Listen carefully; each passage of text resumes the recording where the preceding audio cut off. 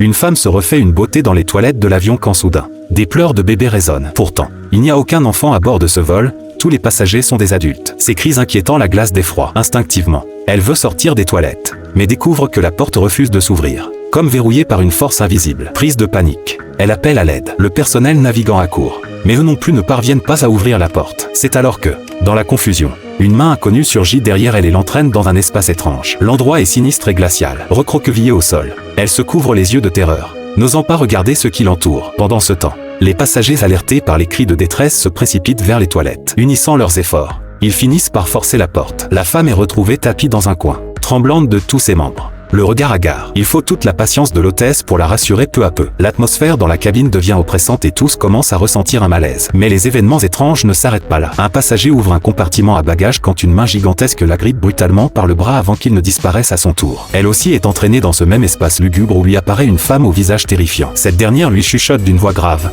il y a un meurtrier caché dans cet avion. À peine ces mots prononcés, elle se retrouve ramenée à la réalité. Face à cette succession d'incidents inexplicables, chacun commence à croire qu'une présence surnaturelle hante cet avion, cherchant manifestement à leur transmettre un message. Cependant, un homme chauve rejette ces explications avec mépris, affirmant qu'elles ne font que semer la panique. Furieux, il regagne son siège et tente d'ouvrir le volet du hublot pour voir dehors.